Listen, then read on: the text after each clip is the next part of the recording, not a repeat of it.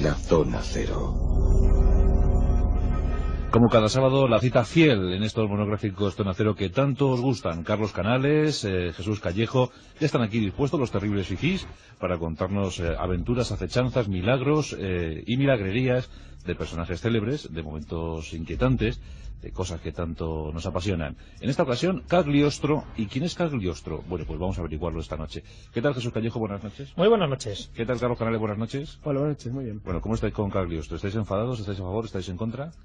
Desde luego hay dudas sobre él, porque o se le quiere o se le odia. La verdad es que Cagliostro ha generado unos encontronazos históricamente tremendos entre la Orden Rosacruz, que es uno de sus grandes mentores y por lo tanto es quien reconoce como uno de los principales inspiradores de la región francesa, de la Revolución Francesa, y una de las personas que tuvo una enorme influencia en el crecimiento de lo que consideramos gran parte de las ideas modernas en el siglo XVIII, y quienes le consideran, como sería por ejemplo gran parte de la doctrina religiosa occidental, tanto protestante como católica, pues una especie de alquimista, hechicero, mago y estafador. Bueno, pero cuando dicen, no, es que era un Rasputín. Es que lo era, en parte, o sea, es decir, era un hombre manipulador, astuto, hábil. Bueno, hay que también conocer su historia. Cagliostro no era, a diferencia, como hablábamos en un programa del conde Saint Germain, no aparecía como un noble. Cagliostro, se llama Giuseppe Balsamo, había nacido en un suburbio de Palermo, en la Albergaria, un lugar donde vivían rufianes, delincuentes, brujas, prostitutas, proxenetas, adivinos y delincuentes fugados. Pero no tuvo zarina, ¿verdad, Jesús? De lo mejor, como verás. No, la verdad que este hombre, que además a muchísimos oyentes le tiene que recordar un poco el paralelismo con el conde Saint Germain, del que hablábamos hace varias semanas, y sin embargo son dos personajes para mí totalmente opuestos.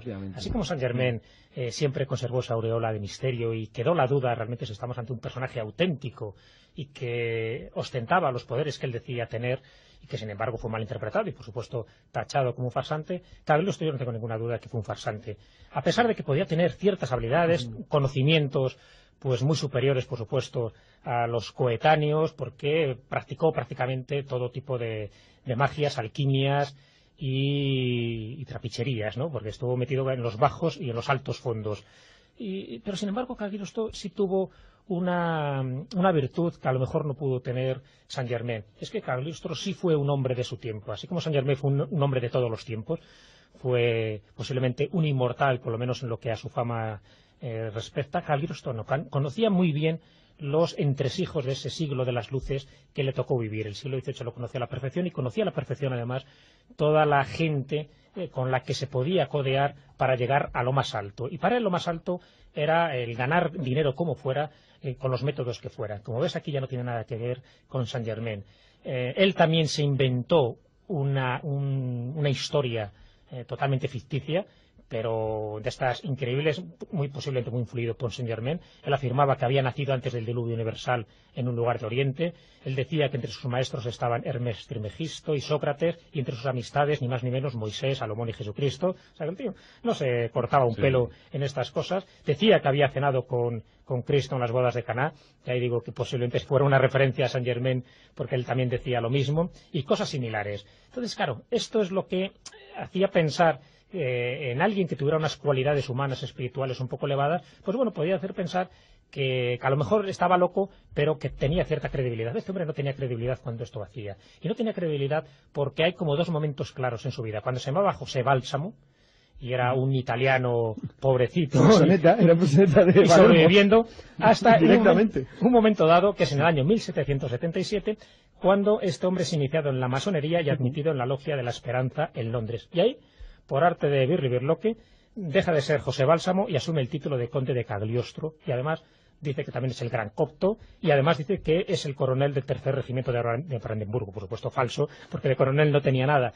Y a partir de ahí empieza toda una etapa de esoterista, de mago, de persona capaz de embaucar al más preciado. Tenía unas dosis de oratoria importantes, tenía cierto carisma, y eso es lo que a la postre le llevó un poco a la ruina, porque, entre otras cosas, estuvo implicado, ni más ni menos, que en el robo del collar de la reina de María Antonieta, en ese incidente tan célebre, y que además sirvió como argumento para una novela de Alejandro Dumas. Bueno, de hecho, fíjate que Alejandro Dumas le menciona en dos novelas, de ahí también un poco su fama. Le convierte en protagonista en El collar de la reina y le convierte en protagonista en Memorias de un médico, que también se titula José Bálsamo. Claro, bastante ya pues para que este personaje, este granujilla de medio pelo, pues adquiriera la categoría, una categoría que yo creo que, conociendo un poco su vida, no se merece. Bueno, seguro que lo incluyó Auguste Maquet, ¿no? En lugar de Alejandro Dumas. Exactamente.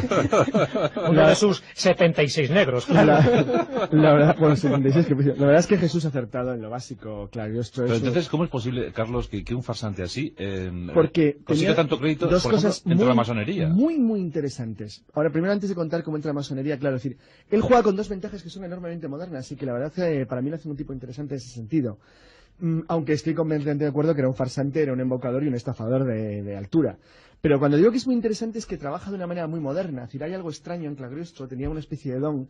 El don que tenía es que tenía un don muy moderno, tenía el don de la capacidad de comunicar en un medio, en un mundo que no conocía de las noticias instantáneas. Es decir, él aprovechaba los conocimientos que tenía para transmitirlos a lugares completamente diferentes y aprovecharlo para sí mismo. Por ejemplo, él se hace amigo en Nápoles de Pinto Fonseca, que era en aquel entonces un portugués que era el gran maestro de los Caballeros de San Juan. En aquel entonces los Caballeros de San Juan era uno de los mayores núcleos de corrupción que el mundo se podía imaginar. Entonces, allí, que estaba rodeado de todo tipo de intrigantes, alquimistas, chantones, verdaderos delincuentes o, por qué no, asesinos, él es iniciado en las artes de la alquimia y del hermetismo. Bueno, de hecho, había alguna relación que parecía increíble entre Caballeros de San Juan del siglo XVIII y las primeras logias masónicas. Él lo aprovecha estupendamente cuando años después viaja a Inglaterra, porque por el camino es cierto que él conocía a Mundo. De hecho, es detenido por estafador en Calais, después de allí escapa a Nápoles, donde lo vuelven a arrestar, se escapa a España, donde intenta estafar a un sacerdote y le meten en la cárcel, luego escapa a Cádiz, donde le vuelven a encarcelar, de ahí se escapa a Londres. Entonces, no obstante, todos esos viajes y esos conocimientos a él le hacen tener una visión bastante correcta de cómo se manejaba la sociedad occidental del siglo XVIII, sobre todo de las clases altas, y veía cómo se les podía engañar. Entonces, en ese sentido hubiera sido, actualmente, si hubiera sido honrado, no si hubiera sido un delincuente, un excelente publicista y hubiera sido un excelente estafador si hubiera sido no honrado en un mundo actual. Porque era capaz de jugar con el conocimiento que tenía para embaucar a los demás. Porque hay una cosa que es absolutamente indiscutible y que queda muy clara a raíz de su acogida por el príncipe Potemkin, que era en aquel entonces la persona más poderosa de Rusia. Y es que a través de la entrada, o a raíz de su entrada en la Logia de Londres, en la Logia de la Esperanza, lo que sí está claro es que él es una persona de fama europea absoluta. Es decir, era completamente conocido. Es decir, en un mundo donde las comunicaciones eran pequeñas y donde no había periódicos, ni televisión, ni radio. Se la recibía en cualquier corte, se recibía sin ninguna prevención, menos donde había estado encarcelado de manera habitual. Es decir, por ejemplo, a Portugal, España o Nápoles no podía aparecer mucho. Pero entonces da igual, aparecía en Prusia, en Austria o en Rusia. Bueno, en España estuvo 2 veces. Sí, en la cárcel todas las veces. Cada vez que cogía le pillaba. Pero aclaremos a nuestros oyentes por qué Cagliostro está ahora mismo en la zona cero. A ver, Jesús. Sencillamente porque es un referente de la nueva era. Es decir, Cagliostro tuvo una influencia tremenda, no solo en su época, sino en épocas posteriores. Y la tuvo porque sencillamente se le cita, pues como uno de los grandes maestres, como muy implicado en la masonería. Él creó además su propio rito masónico, que es el rito egipcio. Él estaba muy involucrado un poco en todo lo que era la magia y el esoterismo de su momento. Como estuvo metido en todos los ambientes, su influencia quedó claramente ahí reflejada. Y eso es lo que hace que sea citado en todos los libros de magia, en todos los libros de la historia del esoterismo. Lo que pasa es que tiene esa parte de medio delincuente, que es lo que le hacía prever que este hombre, desde luego, no era oro todo lo que relucía, sino sencillamente que todos estos medios, estos conocimientos, los utilizó un poco para su propio beneficio, hasta el punto, y cuento una anécdota, un poco para ver el carácter, el talante moral que tenía este personaje, que cuando está en Roma y conoce al gran amor de su vida, que es Lorenza, él por entonces tenía 25 años, ella tenía 15, bueno, pues a Lorenza no tiene ningún tipo de prejuicio de prostituirla para su propio beneficio. Lorenza era una muchacha de buen ver, y allí por donde va, pues ni más ni menos que la dedica a que se prostituya, aparte de vender otro tipo de ungüentos de la eterna juventud, para conseguir favores de grandes personajes. Por ejemplo, cuando está en España, porque José Bálsamo consigue la sífilis gracias a sus devaneos amorosos, porque también el hombre no perdía ocasión. Bueno, pues cuando está en España, Lorenza, en Madrid en concreto, se acuesta con el marqués de Fontanassa y con el conde de Aranda, y en Barcelona se acuesta con el virrey. Todas estas cosas que él hacía, además propiciadas por un marido complaciente y cornudo como era José Bálsamo, que lo hacía pues con su consentimiento, para conseguir todos los beneplácitos que podía conseguir de grandes personajes. Por supuesto, Lorenza no se acostaba con un pobre hombre, con un mendigo. Siempre era con gente de alto linaje. Y lo mismo ocurría por todos los lugares de Europa donde iba. Bueno, luego por lo menos... El conde de Aranda renegando de los italianos, de Gilache y tal, y luego, mira, la Lorenza... Bueno, iba a decir que luego por lo menos... los amantes de Lorenzo. Por lo menos la nombró suma sacerdotisa y reina de Saba, lo cual no está mal. Iba a decir que el gran pase del pelotazo que dio Cagliostro, porque además yo creo que no se lo esperaba, es cuando a raíz de sus viajes por Rodas, Chipre y su conocimiento de la Orden de San Juan, integra los ritos egipcios dentro de la masonería.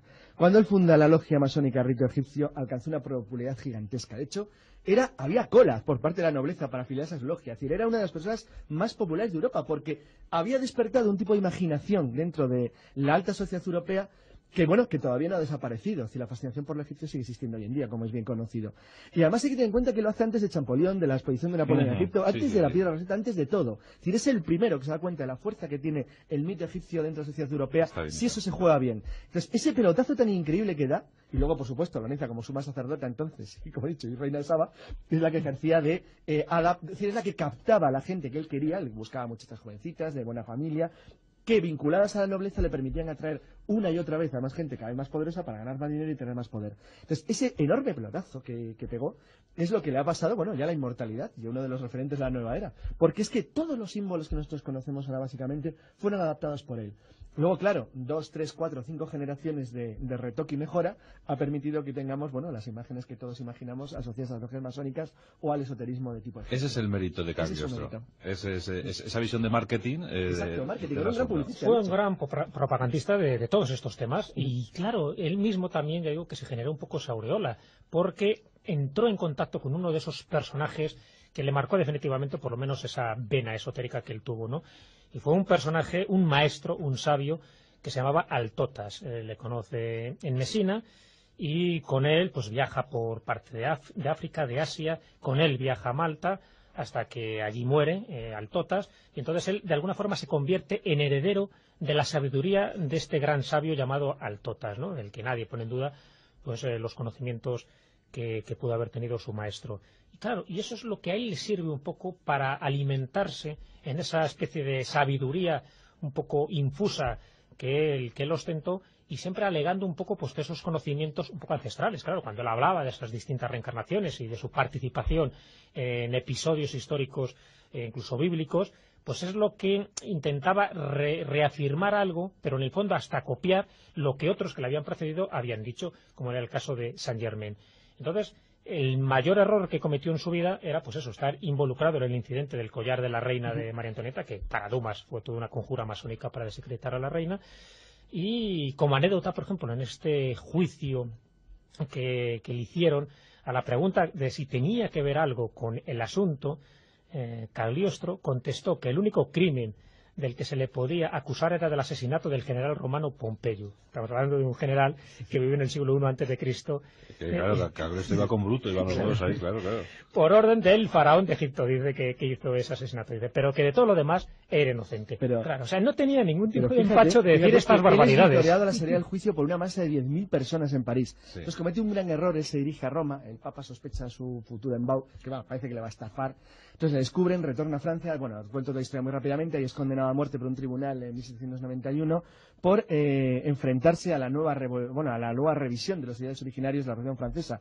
Y él, que directamente no había tenido nada que ver en la creación ideológica de la Revolución Francesa, que es todo falso, sin embargo, se creó ya tal mito para siempre que después de su muerte, él muere en 1795, cuando el ejército francés ocupa Roma, en 1797, los oficiales del ejército de ocupación desenterraron su cadáver y bebieron a su salud en su propia calavera, en su propio cráneo, al honor de lo que ellos llamaban ya el mártir de la libertad. No había hecho nada, pero ya era para entonces un mito absoluto. Es un caso de verdadera suerte. Que Ptolomeo, el hermano de Cleopatra, murió en el río solo. No, fue Cagliostro que le metió la cabeza en el agua y lo hundió allí. Estuvo en todas este hombre. Y luego Madame Blavatsky, que acababa de arreglar, porque con una de sus locuras dijo de repente que ella sabía perfectamente que vivía en Rusia cientos de años después de su supuesta muerte, y bueno, pues ya le hicieron el marketing total. Ahí está, Claristo, todavía instalado. ¿Con cuántos años murió Cagliostro? Murió en 1795, pero ¿cuántos realmente murió el 23 de agosto de 1794. Le da una hemiplegia, le deja paralizado el lado izquierdo y 3 días después muere. Él nació el 2 de junio de 1743, pues calcula. Prácticamente 50 años. Exactamente. Prácticamente 50 años. Pero muy intensos. La verdad es que este hombre recorrió media Europa, estuvo, ya digo, codeándose con lo mejorcillo, con lo más importante, con lo más noble de aquella época, se hizo rico, se empobreció, le encarcelaron, se acostó con todo tipo de mujeres, se las prefería vírgenes, por cierto, su amante y esposa se acostó también con media nobleza, incluido el conde de Aranda. Es decir, la vida de este hombre es apasionante, pero además ese aspecto esotérico, ese aspecto un poco oculto, que quieras o no, pues sirvió para que sus seguidores, que los tuvo, pues alimentaran todavía mucho más esa fama. Yo creo que cuando descubrió el rito egipcio, el famoso soplo que les daba el nombre de Hermes Trismegisto, no se lo creía. La cola que tenía para apuntarse. Los soldados napoleónicos bebieron a su salud sobre su calavera, puso de moda la egiptología, se apuntó a esto de la masonería, le dio una especie de, pues bueno, le dio una especie de reordenamiento, ¿no? No, se creó su propio culto masónico, el rito egipcio. Su propio culto masónico, utilizó los símbolos como nadie, aprovechó su conocimiento del mundo para su beneficio. En fin, que Cagliostro es uno de esos personajes enigmáticos, sorprendentes y sobre todo farsantes. No, un aventurero fascinante. Fíjate, y esto voy a decir una cosa, esto es una novela de ciencia ficción que leí hace muchos años, que me hizo mucha gracia. Si hubiera que comparar entre Saint Germain y Cagliostro y dijeran, bueno, ¿quién podría ser una persona del siglo XX trasplantada? Ganaría Cagliostro. Por Saint Germain parecía falso, pero Cagliostro es el típico que le cambias de siglo, no tiene ninguna habilidad especial, pero se conoce cómo funcionan las cosas perfectamente. Entonces se monta un negociete estupendamente. En todo caso, Saint Germain, Cagliostro, Saint Germain, los dos al final consiguieron su propósito, ser inmortales. En el año 2002 estamos aquí hablando de ellos. Pues gracias Jesús Callejo, gracias Carlos Canales y nada, a perdurar. Muy bien. Hasta luego.